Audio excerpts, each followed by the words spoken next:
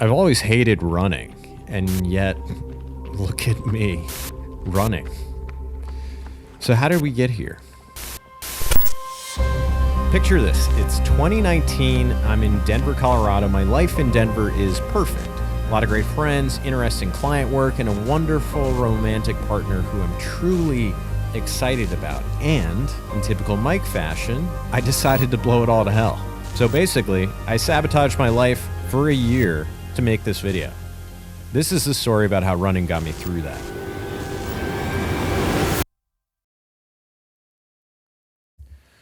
The hard thing about traveling is that finding a gym to work out in isn't always in the cards. There's not always one around.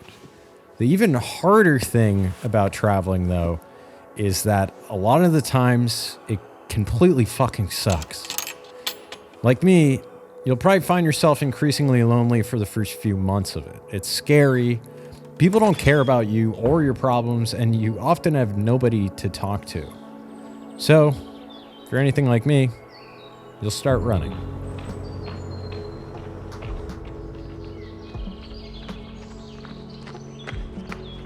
At first, just a mile or so.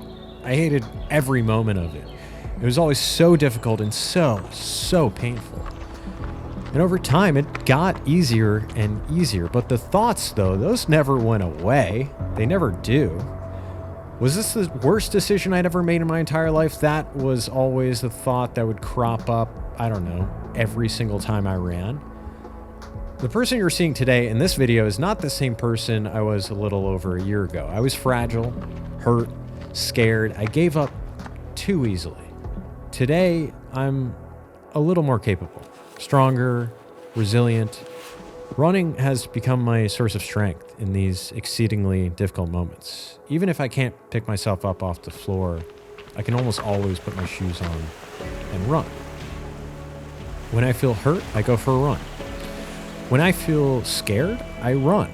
I'm certain I run. At first, that voice that tells you to stop will be incredibly loud.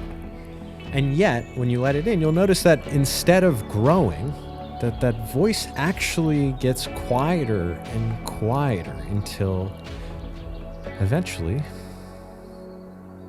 silence.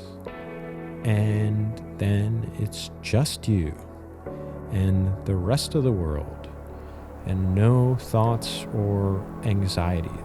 And you're just standing there taking in this strange new environment that you've somehow escaped to.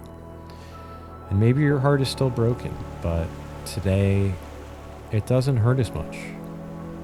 And although the world around you is noisy and chaotic, you're at peace. And then after a brief moment of silence, just taking it all in, you start running again.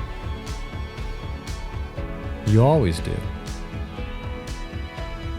And suddenly, after a year plus of doing this, you realize you actually love running.